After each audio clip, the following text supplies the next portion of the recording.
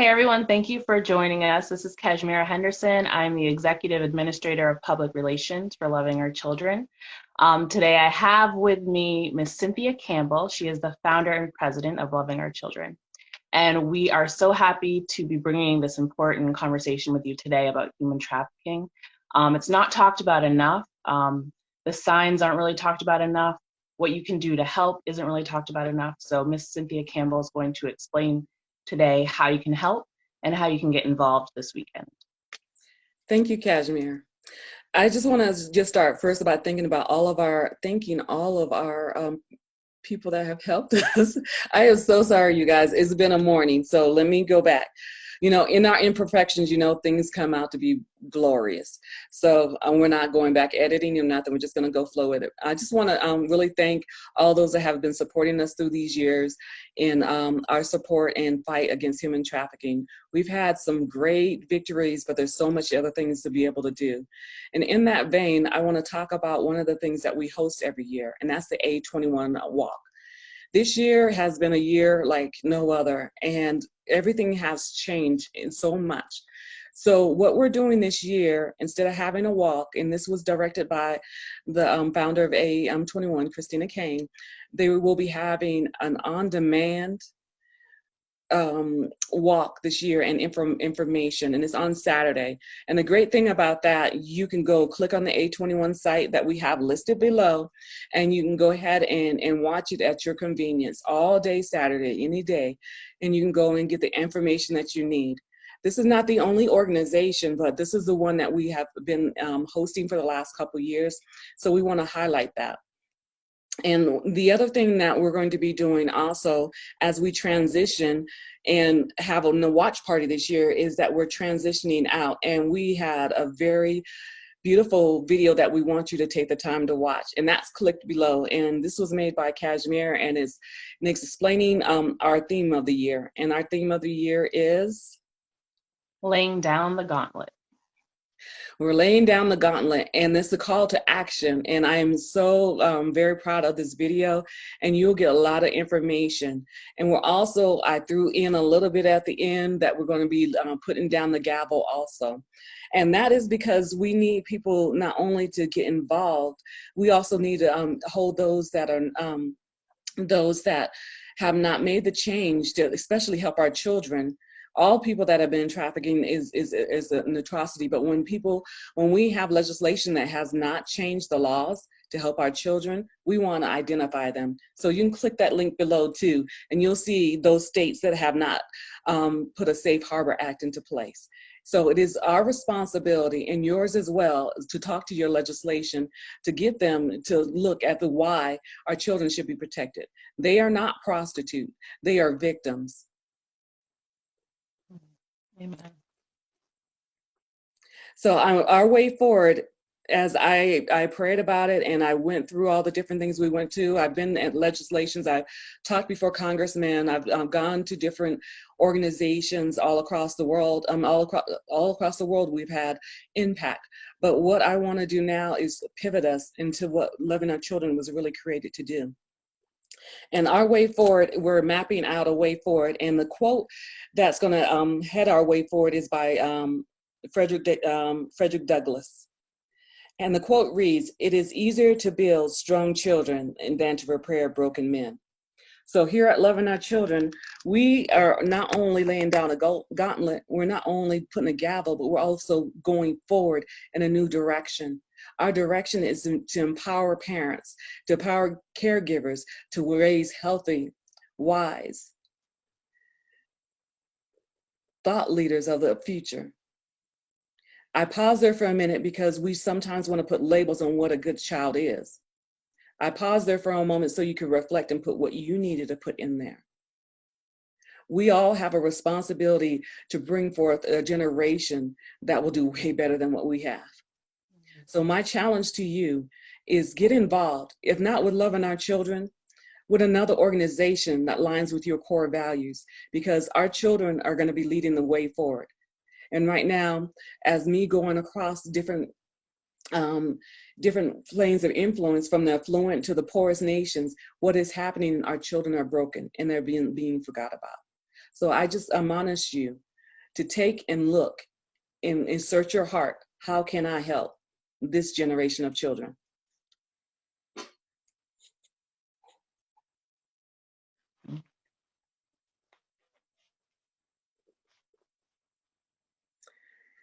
And I'm going to right now, since most of my staff doesn't know what I'm doing and they're surprised, just as surprised as you guys are, I'm going to see if Kashmir has any questions for me. I'm usually a planner that plans out for 12 to 18 years, but once I started seeing how many of the children were being left out, how many, especially in the BIAPIC, the Black, Indigenous, and people of color communities are being left out of the conversation and left out of the restoration. I just took it upon myself right now that we are changing, because if I don't help my own people, who, I'm out helping everyone else, but if I don't help my own people, what reflection is that on me? So we are open to all people. Don't get me wrong, but I am getting ready to focus on those that people won't focus on. Mm. For whatever reason they don't want to, that's what we're doing. I do have one main question for you. I personally wasn't aware that the majority of people who are being trafficked are minority, and that most of the people that you see being rescued aren't minorities. So when did you begin to realize that? Because I know you've been to a lot of conferences and been, in a lot of public spaces talking about this with different leaders. So when did you begin to notice that? I noticed a couple about 3 or 4 years ago, and it's always a reflection of who's in the fight also. So when you show up and you're the only one, or maybe one or two other people come of color, and not just in the Black community, of color all the way around, when you only see a few of us, then you know that it has not been brought to the forefront by our communities. And why do you think that is? Mistrust, and being a former security forces and working for the police for a lot of years, this is nothing against them, but a lot of people have mistrust with the police. They have mistrust with authority. They have mistrust with church leaders. They're people in authority they have mistrust with, so they won't come forward. And if some of those same people that I just mentioned and family members, if they're the ones that's hurting the children, they're not going to come forth. They feel like they have no place to come forth to. So do you think that it's a prejudice issue, or it's more lack of knowledge and understanding of why less minorities are being rescued in both communities, the white and Black? And as I've talked to several of those that I fight along with, they have been very supportive in helping me determine, what are the disconnects, because a lot of them are like, well, how come there's not this, or how come more people are not involved, and can we have your story, and can you get us people that want to tell the story? And what I tell them is that because of what the climate is and how people are perceiving, even if you don't believe that racism is real, the perception in both communities are there, and there are biases that are there that need to be brought, that need to be addressed and then fixed. It's not enough to have communication like we have been doing on the race issue. It's about having those things. It's just a cycle that goes around until we open up that cycle and break out and start saying, this is what the problem is. Let's take this piece out. And there's no longer a circle of continuation of talking, oh, I feel bad, I sympathize with you, and then nothing happens. So we need to take out that part of non-action. what would you say is one thing that, us being people of color, what can we do right now to fight against this? Be aware, stand up. If you're not aware of the signs, not just our organization, but there are many organizations worldwide. Even Essence did a magazine article on it, and people were like shocked and amazed, So I would say become aware. Stop having that mentality that what happens in our house stays in our house. you know, be aware of what's going on in our communities. And, you know, and do not, the word I'm trying to look for is escaping me, but what we have to do is have honor, honor for our women, honor for our children, and honor for our men. So as a culture, we need to bring the honor back into our own culture.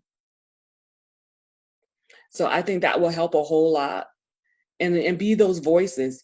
And don't be ashamed if you were a victim to come forth. I have one more question. You are so passionate about this. For years, I've seen you rally for this issue. What made you begin this journey to help, you know, those being trafficked? Well, I originally went for a dear friend of mine to a local meeting, but during that meeting, I just overflowed with tears, um, and to recall when I had one of my relatives that tried to traffic me. So I repressed that for years. So I just didn't want to deal with it. Wow. And in that, I found that inner voice that a lot of things that I was doing, I was still sabotaging myself for. And Mm, so then I was like, okay, now that I have identified what was happening and why I never talked about it, now I mm, can't let other people live a life like that also. wow. So that was my wake up call, Mm, and that's why my passion is so fervent. And I had a lot of people in my circle at that time saying, if you do that, then you might discredit yourself of whom you are as a woman of God, or this or mm, anything else. And that's one of the things that people have to realize. What happened to you as a child, what someone tried to do to you, does not define who you are. amen. Mm-hmm. So in order for us to break that cycle, and why I'm so passionate is because I know how to have lived it and walked out of it and have the freedom that I have now. Mm, mm. That's awesome. Wow. Thank you for sharing that. Yeah. That's really powerful. Yeah, and if everybody didn't know, they now know. So, um, I did write my first book on that topic, and it was a book of healing and everything. Mm, And that all that money goes towards building places of safe places for us to give people a chance to heal. So mm, and we have to do whatever we have to do in that area. So there are community places you can visit and everything else, but make sure you check them out. Make sure there's a Guide Star and other places like that will give ratings. You can email us, and I will give you those that I know, especially if you're a person, if you're listening and you are being trafficked and you need somewhere to go and resources, contact us. I will give you people that are vetted and I know and I trust mm, that will be able to help you. Do not stay in a situation that you're in. mm. Thank you for that.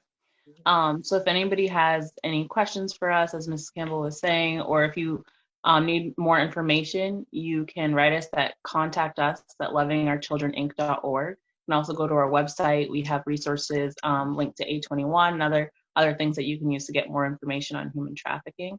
Also, if you go to our YouTube page, Loving Our Children Inc., we have more videos with more information on seeing the signs of human trafficking and different types of human trafficking.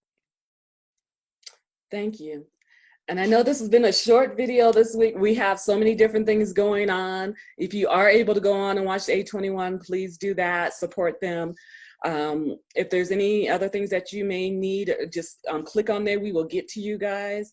We want you to be safe, and thank you for your time today. Thank you.